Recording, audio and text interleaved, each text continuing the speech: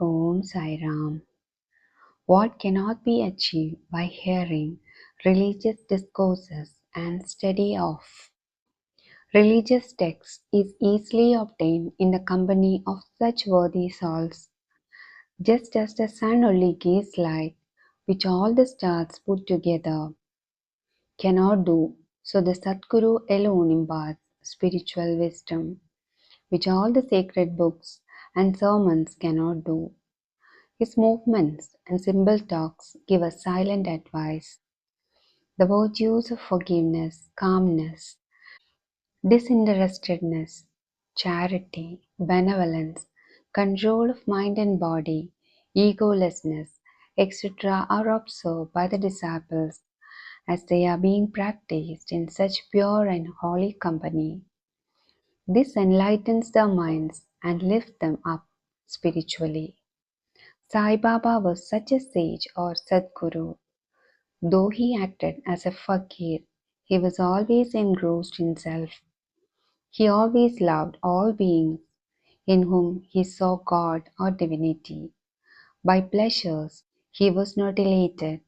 He was not depressed by misfortunes. A king and a pauper were the same to him.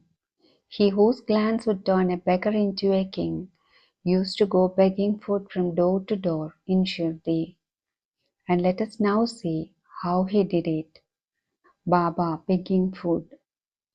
Blessed are the people of Shirdi, in front of whose houses Baba stood as a beggar and called out, O Mai, give me a piece of bread, and spread out his hand to receive the same.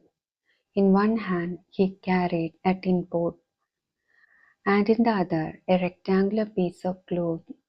He visited certain houses daily. Liquid or semi-liquid things such as soup, vegetables, milk or buttermilk were received in the tin pot, while cooked rice, bread, and such solid things were taken in the piece of cloth. Baba's tongue knew to no taste. The food thus collected was kept in an earthen pot. Dogs, cats, and crows freely ate from it, and Baba never drew them away. The women who swept the floor of the masjid took some 10 or 12 pieces of bread to her house, and nobody prevented her from doing so. How could he, who even in dreams never warded off cats and dogs by harsh words and signs, refuse food to poor helpless people? Blessed indeed is the life of such a noble person.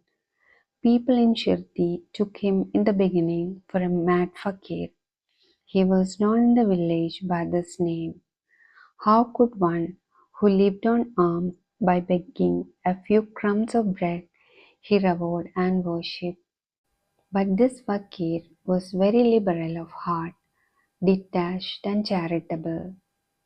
Though he looked restless from outside, he was firm and steady inside. His way was inscrutable. Still, in that small village, there were a few kind and blessed people who recognized and regarded him as a great soul. One such person's account is given below. Baiyajabai's brilliant service. Tatyakote's mother, Baiyajabai, used to go to the woods every afternoon with a basket on her head containing bread and vegetables. She roamed in the jungles, trampling bushes and shrubs in search of the mad fakir, and after finding him, fell at his feet. The fakir sat calm and motionless in meditation, while she placed a leaf before him, spread her things, eatables, bread, vegetables, etc. thereon, and fed him. Wonderful was her faith and service. Every day she roamed at noon the jungles and insisted upon Baba to partake of the lunch. Her service, upasana or penance, by whatever name we call it, was never forgotten by Baba till the end.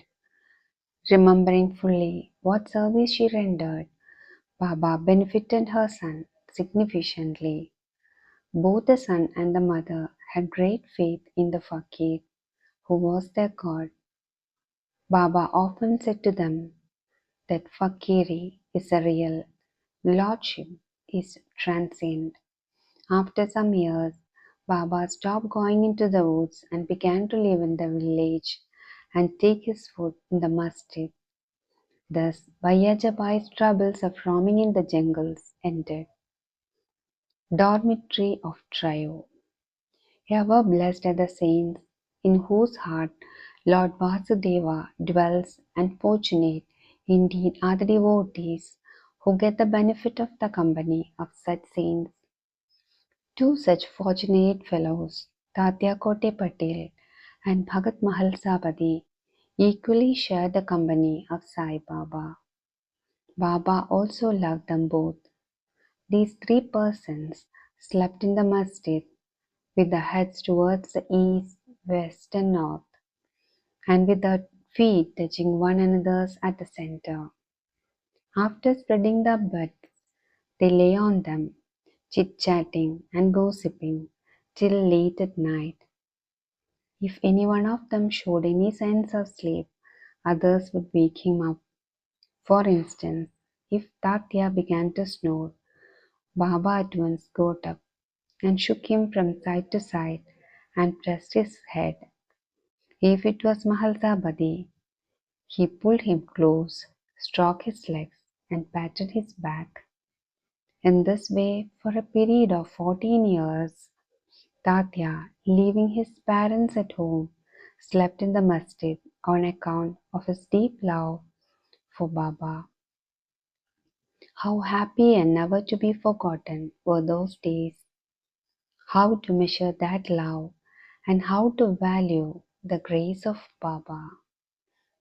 May Sai Baba bless all those who are listening to the Sai Satcharita. Om Sai Ram.